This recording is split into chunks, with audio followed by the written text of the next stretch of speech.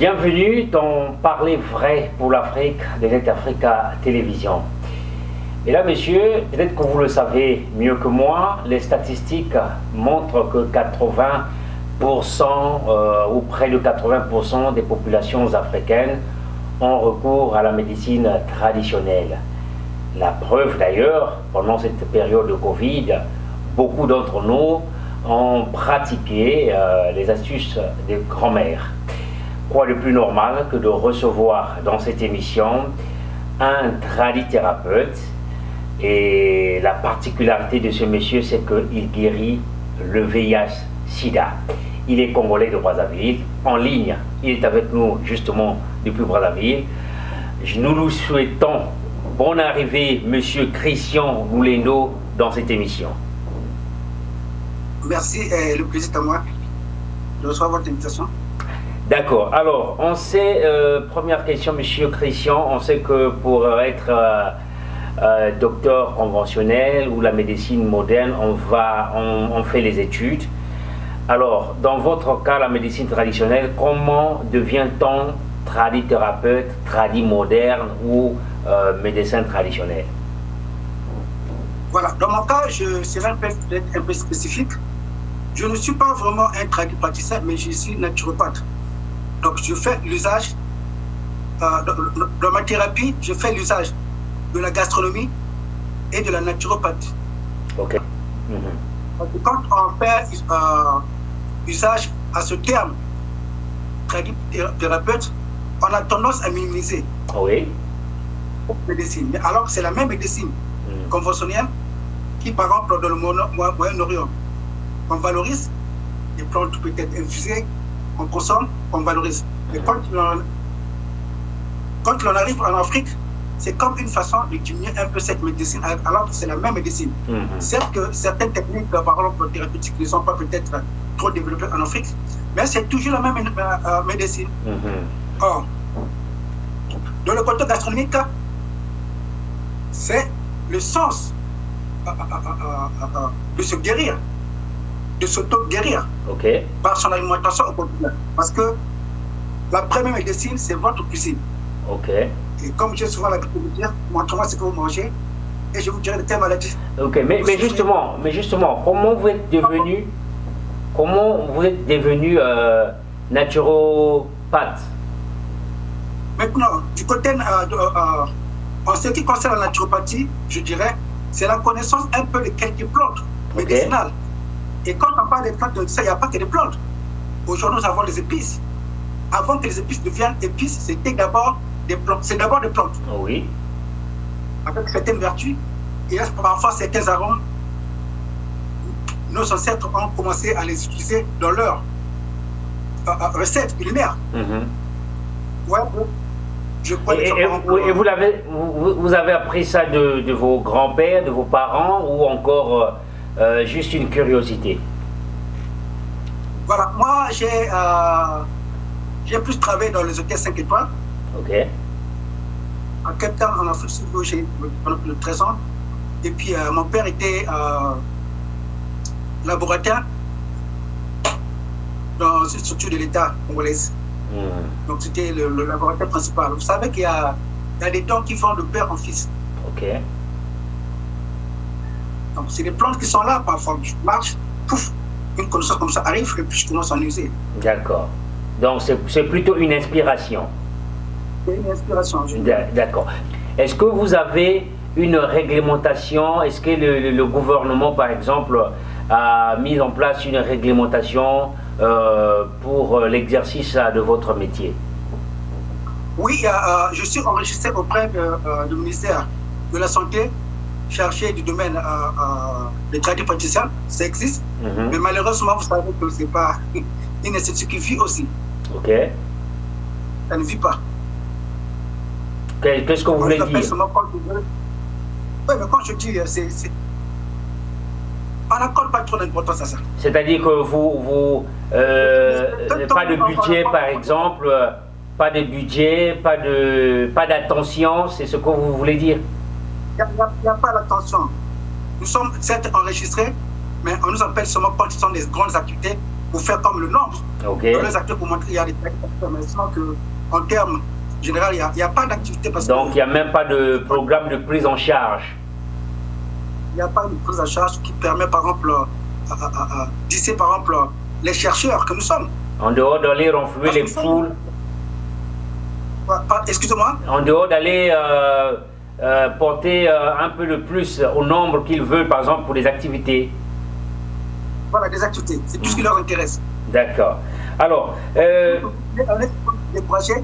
On s'est dit, mais pourquoi aller perdre mon temps pour une telle activité que je dirais, alors qu'en me concentrant dans mon métier, je peux vivre. Mais est-ce que, justement, vous pouvez vivre de votre métier? Est-ce que les gens vous prennent au sérieux? Parce que généralement, dans votre domaine, beaucoup de gens vous considèrent comme des charlatans. Est-ce que les gens vous prennent au sérieux? Je dirais que, par exemple, un exemple concret que je prendrais, sur 100% de mes patients, à travers le monde entier, au moins 98% sont à l'extérieur. Ok. Ça vous montre suffisamment à quel point, après avoir fait une synthèse là-dessus, du coup, aujourd'hui, je préfère plus me concentrer sur le marché extérieur où on me donne plus d'importance que sur le marché local. Ah bon, pourquoi? Parce que ça ne paye pas bien localement? Non seulement ça ne paye pas bien, on n'accorde pas trop d'importance. Vous savez qu'il y a cette que dit qu'on n'est jamais prophète chez soi. Mais est-ce que vous avez, par exemple, des collaborations avec les médecins conventionnels, les docteurs conventionnels? Est-ce que vous avez une collaboration avec eux? Bon, cette collaboration ne peut pas exister parce que déjà, nous sommes là, nous sommes là, pour les conquérir. Parce qu'aujourd'hui, je prends un exemple, moi étant par exemple gastronome, nutritionnel, nutritionniste, par exemple. En aucun cas, quand vous partez à l'hôpital, où on va vous envoyer chez un nutritionniste. Pourquoi? Parce qu'ils savent que plus que votre alimentation sera plus équilibrée, automatiquement, il y a beaucoup de maladies. Monsieur Luleno, je suis un peu sceptique à ce que vous dites. Quel est ce médecin qui ne doit pas conseiller à un patient de bien manger et de bien se nourrir, de bien se porter? Ils vous diront bien manger, mais ils ne vous parleront pas spécifiquement de ce qu'il faut manger. Oui, ce qu'ils vous vont. Et le soir, ça, ce n'est qu'un nutritionniste qui va vous le dire. Parce qu'il y a des aliments à propos qu'il faut manger le matin, à midi et le soir pour le bon fonction du système immunitaire. Est-ce que ça, c'est les conseils que vous donnez pour la nutrition, c'est seulement pour ceux qui sont malades ou bien vous les donnez à tout le monde? Bon, généralement, j'avais des émissions que j'animais dans ce sens, mais avec pas de sponsoring et beaucoup d'argent dépensé, vous n'avez pas de suivi, après on se décourage. Donc du coup, aujourd'hui, ces conseils-là, je les mets plus à la disposition de mes patients. Je l'ai mis à la disposition, par exemple, sur le régime alimentaire que vous voyez ici. C'est juste un régime alimentaire, mais il y a aussi un autre ajout. Par exemple, ça dépend de certaines maladies dont certains patients souffrent. Je peux leur penser, voilà, par rapport à ça, voilà le régime alimentaire qu'il faut le matin, à midi et le soir. Ah, d'accord. Et vous voulez nous faire, enfin, vous voulez dire que vous soyez en dehors du VIH-Sida, vous avez d'autres maladies que vous traitez? Voilà, à part le VIH-Sida, pourquoi aujourd'hui je me suis plus concentré sur le VIH-Sida? Parce que le VIH-Sida, c'est le produit qui a été plus vendu, qui a plus fait la une des médias internationaux. Je me concentre plus sur cette molécule, mais cette molécule ne vous soigne pas seulement le VIH-Sida, mais ça vous soigne d'autres pathologies que cela peut trouver dans votre organisme. Pour la composition thérapeutique. Et hormis ce produit, j'ai une autre molécule du diabète. Et j'ai également une autre molécule du cancer. Le cancer? Voilà. Mais la plus grande demande parmi mes patients, c'est le VIH-Sida. D'accord. Donc, vous nous dites qu'au pays, vous avez un peu du mal à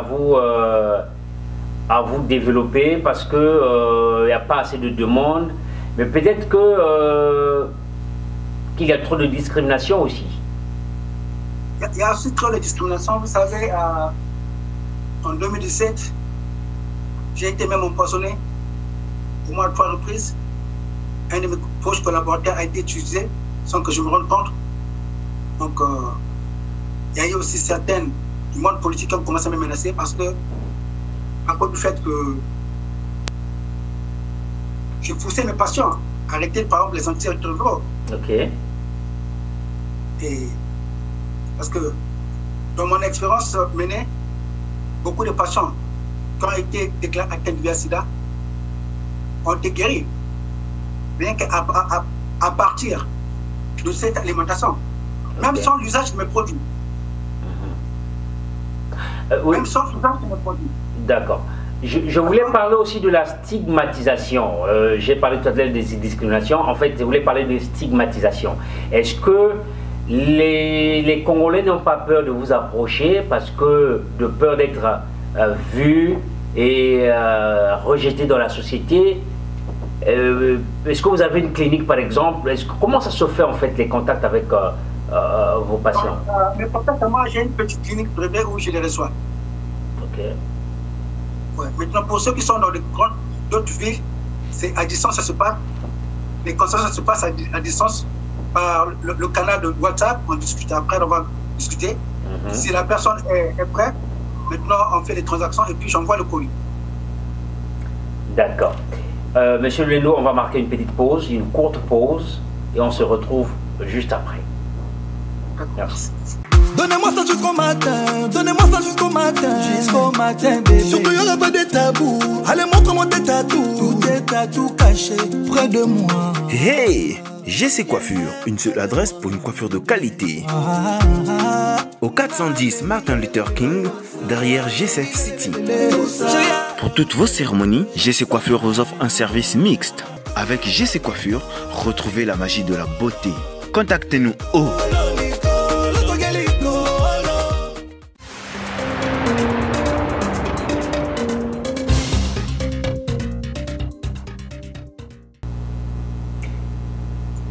Mesdames, Messieurs, merci. Vous regardez Parler vrai pour l'Afrique de Net Africa Télévision. Nous parlons du VIH/SIDA, en tout cas de l'exploit d'un Africain, congolais de Brazzaville, M. Christian Lulendo, en tout cas qui dit soigner et guérir même le VIH/SIDA. Comment il le fait? Quels sont les témoignages? C'est ce que nous tentons de comprendre avec lui. Il est en ligne de Brazzaville. Merci de rester avec nous, Monsieur Christian Lulendo. Alors, vous donc, vous traitez le VIH/SIDA. Qu'est-ce qui se passe d'abord en amont et en aval du traitement? Si je suis séropositif, je viens vous voir. Quelle est la première étape et la fin? La première étape, c'est mon contact sur WhatsApp. Pourquoi j'utilise ce réseau? Parce que c'est plus discret pour moi, discret aussi. Et une fois que la première chose est effectuée, c'est ainsi qu'on peut voir maintenant la procédure par laquelle envoyer le colis. Ok. Donc, vous dites que ça veut dire que n'importe où la personne peut se trouver, vous avez la possibilité de lui envoyer les produits. Malheureusement, pas n'importe où, parce que par exemple, aux États-Unis, je refuse toujours, parce que dans le passé, j'ai eu à essayer d'envoyer le colis, que ce soit en Haïti, au Canada, aux USA, en Belgique. Nombre de colis ont été saisis, donc du coup, je n'aime plus prendre ce risque. Mais par contre, pour ceux qui sont dans le continent américain ou dans d'autres parties, la seule chose que je peux m'engager, c'est peut-être le suivi alimentaire. Maintenant, pour ceux qui sont en Afrique de l'Ouest, l'envoi n'est pas aussi difficile. Au niveau de l'Afrique de l'Ouest, l'envoyer quand même, et puis un peu en France. Alors, donc, il suffit que quelqu'un vous appelle, qui déclare que je suis séropositif et directement vous engagez. Vous ne demandez pas des preuves Bien sûr, je demande des preuves. Parce que pourquoi je demande des preuves? Vous savez, dans le passé, à cause du buzz que le produit a fait en Afrique de l'Ouest, il y a eu beaucoup des arnaqueurs qui se sont fait passer pour moi et qui ont même commencé à créer des comptes avec mon profil à moi, quand il a arnaqué beaucoup de gens. Ok. Donc du coup, ils ont commencé même à utiliser mes données, ma carte d'identité pour escroquer les gens. Donc du coup, aujourd'hui, je suis un peu très strict quand la personne me contacte pour la première fois. Il y a certains documents que je dois avoir pour plus de fiabilité que si la personne est malade vraiment. Parce que Il y a aussi d'autres qui viennent juste pour espionner aussi. D'accord. Mais à quel stade de maladie vous êtes capable de traiter? Jusqu'où vous pouvez aller? Voilà. Même je dirais à la phase terminale. Parce que souvenez-vous que je vous ai parlé, ma thérapie a deux phases. Ok. Il y a le côté des produits et il y a le côté culinaire. C'est une façon d'attaquer la maladie de tous les deux sens. Parce qu'aujourd'hui, le produit peut être bien. Mais quand vous n'avez pas une bonne alimentation, c'est difficile d'être guéri. Le premier médicament que le créateur a mis à notre disposition, c'est l'aliment naturel. D'accord. C'est équilibré. Ok. Et les prix varient aussi en fonction du stade de la maladie? Oui, les traitements varient du stade de la maladie parce que celui à qui le microbe n'est pas encore bien développé, son temps n'est pas pareil avec l'autre personne. Okay. Je prends un exemple. Une personne aujourd'hui vous dit voilà, j'ai le VIH/SIDA. Mais pendant ce temps, la même personne a au moins 10 ou 4 autres pathologies qui traînent. Ça peut être le cancer, ça peut être le diabète. Et attention.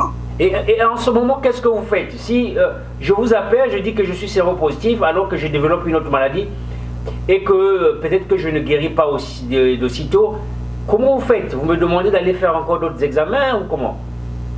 Bien sûr, je dois connaître d'autres pathologies antérieures par exemple. Parce que d'autres viennent uniquement pour le VIH/SIDA, mais pendant ce temps, ils ont d'autres tas de pathologies qui traînent avec. Ok. Des maux gastriques, vous comprenez? Et puis vous remarquez que beaucoup de gens à qui on a déclaré atteinte du VIH/SIDA, c'est des gens qui ont toujours un problème aussi de digestion. Parce que quand vous avez une bonne digestion, il y a beaucoup de maladies que vous évacuez. D'accord. Parce que l'Africain n'est pas malade. C'est parce que quand je parle de l'Africain, c'est une pathologie plus trouvée chez les Africains. Parce que la maladie de l'Africain, c'est le déséquilibre alimentaire. Vous verrez qu'il y a des Africains qui ne mangent pas de fruits, il y a des Africains qui ne mangent pas de légumes, mais comment voulez-vous que de telles personnes soient guéries? D'accord. Et comment vous avez été inspiré à venir un peu au VIH/SIDA? Pourquoi vous avez pris cette particularité du VIH/SIDA? Bon, c'était au cours d'une émission télévisée en direct, où je présentais à l'époque mon produit du concert, et à l'époque ma connaissance aussi n'était pas accrue. Alors je donnais juste quelques probabilités de quelques atouts que le produit présentait vis-à-vis aussi du VIH/SIDA. Et c'est là où il y avait eu au moins plus de 6 personnes en direct qui me posaient la question de savoir si ça pouvait, qu'ils insistaient vraiment si ça pouvait guérir le VIH/SIDA. Et même après l'émission, il y a eu beaucoup de gens qui m'ont posé les mêmes questions. Si dès que je me suis dit, tiens, peut-être que le traiteur veut que je puisse aller plus loin dans mes recherches. Et c'est là où, après avoir approfondi mes recherches, où je me rendais compte que même la molécule que j'utilisais pour traiter les hémorroïdes, il y avait déjà la présence de plus de 25 antioxydants, sans compter de 30 antiviraux et des fibres alimentaires. Et de là, mon inspiration a commencé à m'amener plus dans le côté thérapie de l'usage des plantes. Parce qu'à l'époque, on ne pouvait même pas parler des plantes, c'était plus des produits culinaires qui étaient plus. Mais en ce moment-là, j'étais obligé de faire usage à d'autres méthodes dans mes molécules. Ah, d'accord. Et donc, du cancer, des hémorroïdes, vous êtes passé à la guérison du VIH/SIDA. Voilà. Et dans votre pays, vous avez tout un programme de lutte contre le VIH/SIDA, vous avez aussi tout un conseil national de lutte contre le sida, vous avez des associations des personnes vivant avec VIH/SIDA. Quels sont vos rapports avec eux? Est-ce que vous les contactez? Est-ce qu'ils vous contactent? Quels sont vos rapports? Les contacts ne sont pas bons, ils ne nous contactent pas, même celles qui sont au courant. Parce que même fois, je suis aussi passé dans les médias, c'est à eux de venir vers nous comme collaborateurs, parce qu'ils ont déjà réagi par l'État. Mais ce qui n'est pas le cas. Comme je vous l'ai dit précédemment, je suis enregistré auprès du ministère de la Santé, je suis chargé des praticiens. Mais dommage, le contact n'y est pas. Ok. Et votre produit porte un nom? Ouais, le produit porte un nom. Le produit, c'est l'homme Kimanampaka. Ça veut dire quoi? Kimanampaka veut dire la solution. C'est un terme utilisé en le Rwanda qui veut dire la solution. Donc là, il y a un débat, lui, il vient pour trancher. Ok, donc la prise de finition. Voilà. Mais comme j'ai toujours l'habitude de dire, il n'y a pas que le produit. Oui. Parce que les gens croient que la guérison ne vient que par le produit. Non. Non, vous l'avez dit pour l'alimentation. Parce que beaucoup de gens être guéris du VIH/SIDA après avoir fait usage de mon traitement. Et comment ont été vos premières expériences lorsque les premières personnes qui vous ont contacté, ou peut-être que vous avez fait le premier pas pour justement expérimenter et que vous avez eu des résultats tangibles, comment vous avez vécu cette expérience-là? C'était pas trop facile pour moi d'accepter et du coup j'étais même parti même à l'OMS, auprès du siège de l'OMS, pour leur présenter un peu quelques nouvelles recherches que je venais de percer. Mais malheureusement, je n'ai jamais été recontacté. Je suis parti à plus de 3 reprises. Et si bien que j'ai commencé même à me décourager. Mais qu'est-ce qui me motivait plus à aller plus loin dans mes recherches? Ce sont les résultats de mes patients qui m'encourageaient. Plus que les gens étaient guéris, plus que ça me poussait d'aller plus loin dans mes recherches. Mais est-ce que vous avez aussi, vous trouvez de l'écho dans votre organisation des thérapeutes, des tradis modernes? Est-ce que vous, personnellement, vous trouvez un peu de l'écho? Est-ce que les gens, finalement, vous font confiance? Oh non, vous savez, au contraire, comme je vous l'ai dit, ce sont des institutions qui existent de nom. Sinon, que chacun est dispersé. C'est quand il y a peut-être je dirais peut-être des manifestations officielles où on nous appelle un peu pour faire le nom, pour montrer qu'au Congo il y a des tradis parce que maintenant. Alors, à quoi devrait-on vous faire confiance? Comment devrait-on vous faire confiance? Juste parce que vous avez des témoignages? Vous savez que la maladie du VIH/SIDA reste encore la maladie de la honte. C'est difficile pour un séropositif de venir témoigner que voilà, j'ai été guéri par tel monsieur. Comment je vais vous faire confiance? Vous savez, la confiance vient de pair avec la conviction, c'est comme la foi. Je ne parle pas seulement ici pour parler parce que j'ai une chaîne YouTube où j'ai des émissions que je passe. Et des pages Facebook où dans le passé je donnais plus de conseils alimentaires. Comme je vous l'ai dit, j'ai investi mon argent personnel en moi. Sans vouloir peut-être gagner quelque chose en retour. Dans le passé, je l'ai fait en donnant des conseils alimentaires à des milliers de gens à travers le monde entier. Beaucoup ont été même guéris, mais qui ne sont jamais revenus. C'est juste quelques-uns là qui sont revenus. Mais je donnais tout gratuitement. Je parle en termes alimentaires parce que je savais qu'il y a des endroits où les produits ne pouvaient pas arriver. Donc moi, étant initiateur de mes produits et de mes initiatives, je ne pouvais pas aller partout. Mais ce que je pouvais faire, c'est s'aimer. On leur donnait des conseils et beaucoup de gens ont reçu ces conseils. Et jusqu'au point où j'ai vu que voilà, il y avait des gens qui commençaient à utiliser ces conseils-là pour se faire de l'argent. C'est là où j'avais arrêté avec ça. Déjà que je n'étais pas professeur, vous savez que on peut investir aujourd'hui, mais quand il n'y a pas un retour, c'est difficile d'aller plus loin. D'accord. Et vous nous avez lâché que vous avez été empoisonné? Oui, au moins plus de 3 reprises. Vous pensez qu'il va vous vouloir du mal? Oui, c'est un proche collaborateur qu'ils avaient utilisé. Ah, d'accord. Déjà, pour vous faire taire. Voilà.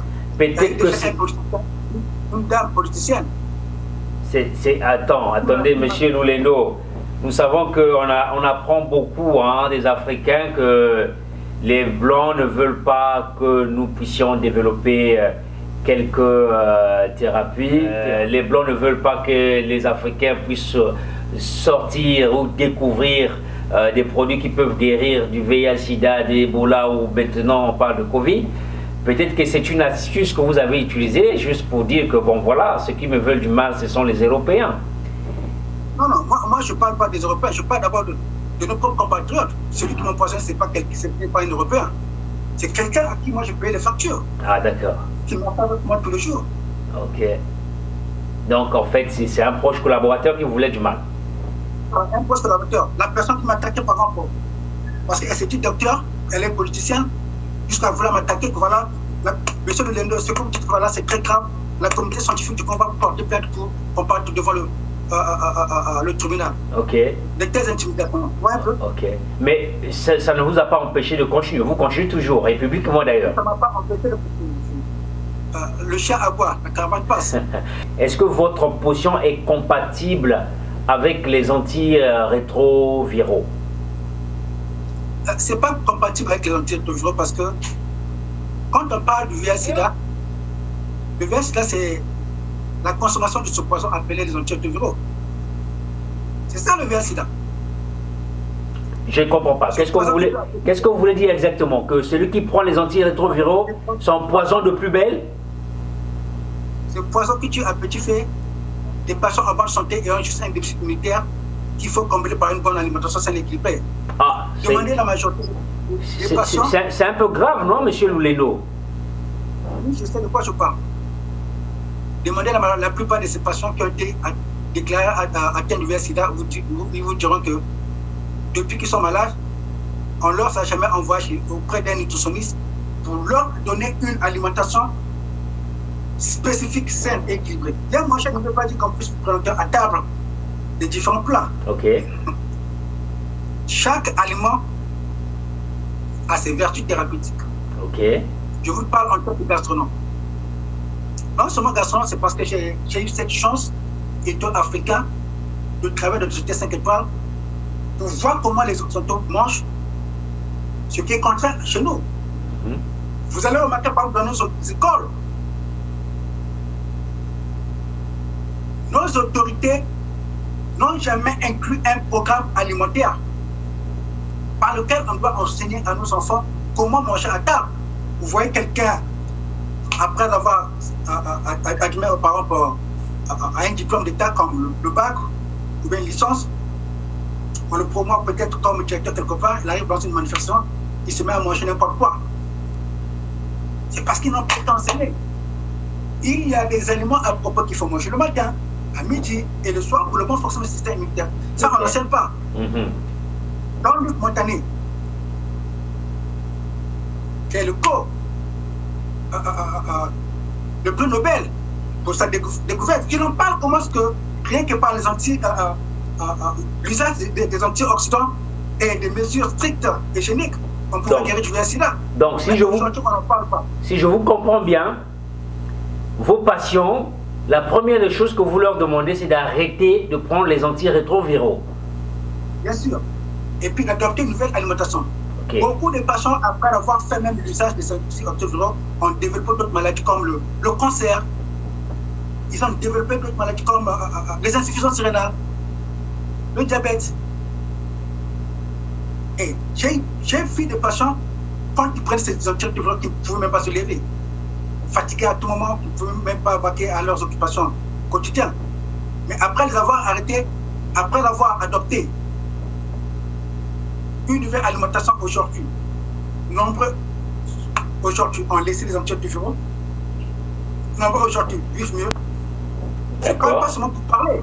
Pour ceux qui en ont des doutes, ils peuvent me partager sur WhatsApp, tous les témoignages sont. Il y a un témoignage qui est tombé, je ne sais pas, je crois que ça devait être le 22 février, d'un homme qui est à l'intérieur du Congo, d'Indonésie.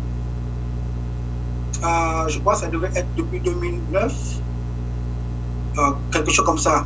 Alors, s'il faut, sur combien de temps il faut étaler la guérison? Parce qu'il faut bien manger, il faut boire les cures, alors c'est beaucoup d'argent quand même. Ça dépend du niveau d'épuisement de votre système immunitaire. J'ai vu des gens qui ont commencé par exemple avec le programme alimentaire. Au moins d'un mois, la maladie a disparu. Il y a un docteur, lui il est un peu mélangé. Il est allemand, en même temps camerounais, donc il a moitié de sa nationalité, docteur. Et lui, c'était avec sa femme. Quand il a commencé ce programme alimentaire, après un mois, je crois que ça devait être en novembre 2019. Ok. En décembre, on m'appelle, même pas un mois, la maladie a disparu. D'accord. Et j'ai aussi vu comment on appelle ça, un cas pareil aussi en Guinée aussi. La personne, après le premier, la deuxième semaine, quand il a fait le test, la maladie a disparu parce qu'il a appliqué son alimentation. Correctement. Donc il faut respecter l'alimentation et puis prendre les cures s'il y a lieu. Est-ce que vous avez quand même eu des échecs, par exemple, que la personne que vous étiez en train de suivre et malheureusement ça n'a pas marché? Bien sûr, les cas pareils sont un peu rares.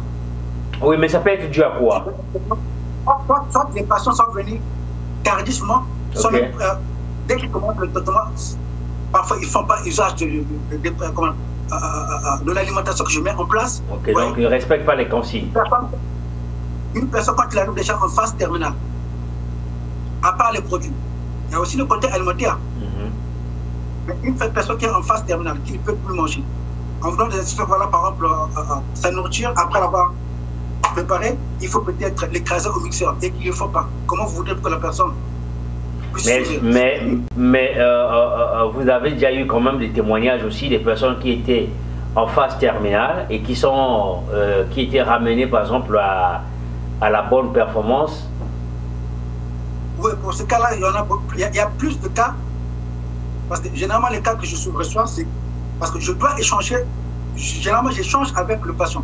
Ok. C'est vrai qu'il y a des cas où il y a des intermédiaires. Parfois, c'est quelqu'un d'autre qui doit payer d'un autre pays et puis le colis. C'est vrai qu'il y a des cas comme ça. Mais j'aime plus communiquer avec le patient.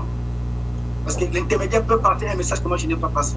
D'accord. Alors, monsieur Lulendo, je pense que nous allons nous arrêter là.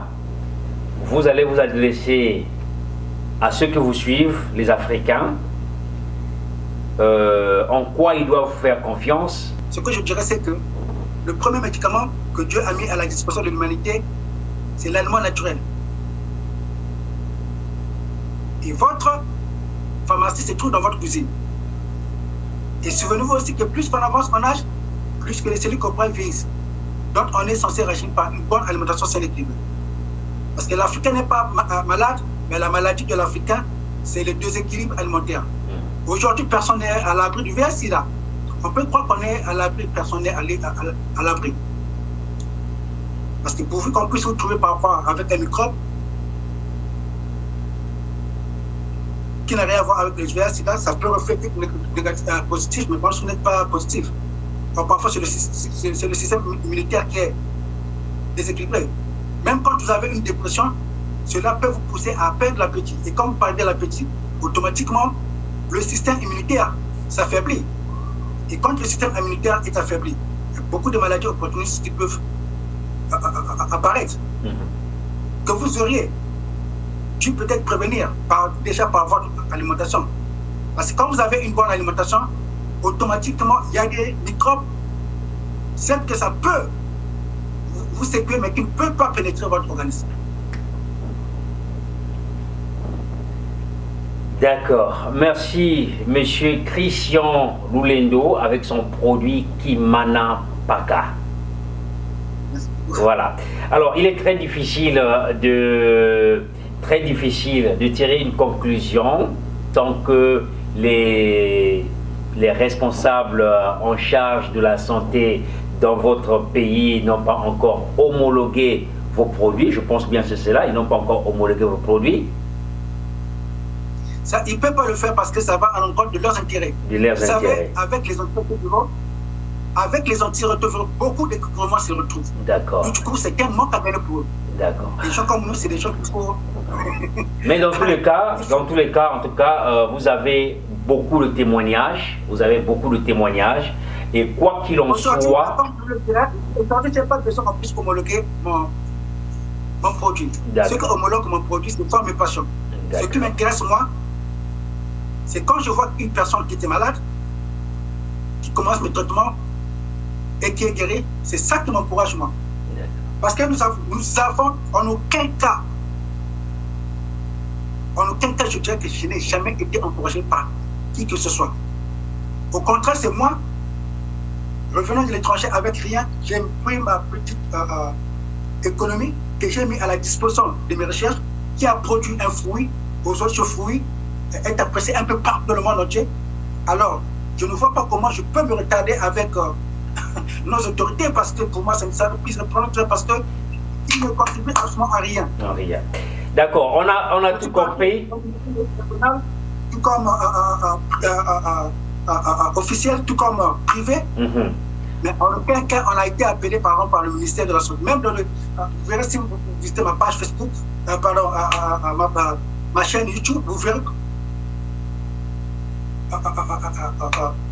des expositions où j'ai assisté avec nos autorités. Ils sont même le coordonné, mais qui ne nous ont jamais appelés. D'accord, ok. Alors, vous n'avez pas donc le soutien de vos responsables. Merci. En tout cas, M. Christian Lulendo, quoi qu'il en soit, la médecine traditionnelle a fait ses preuves et nous croyons à cette médecine-là. En cette médecine, l'Afrique croit en la médecine traditionnelle. Merci en tout cas d'être avec nous. Merci à vous qui nous avez suivis aussi de partout. Vous avez le contact de M. Christian Lulendo. Vous pouvez toutefois l'appeler et voilà, vous aurez le temps de discuter avec lui. Et que si vous êtes malade, si vous avez quelqu'un qui est malade aussi, parce que vous savez, avec le VIH-Sida, soit on est affecté, soit on est infecté. On peut avoir un ami, une connaissance qui est malade et ça nous affecte. Voilà. Donc, M. Christian Lulendo est congolais de Brazzaville. Vous pouvez rentrer en contact avec lui. Il vous donnera en détail ce qu'il faut faire. Merci. Cette émission, c'est maintenant terminé. On se retrouve très prochainement pour un autre numéro. D'ici là, portez-vous bien. Au revoir.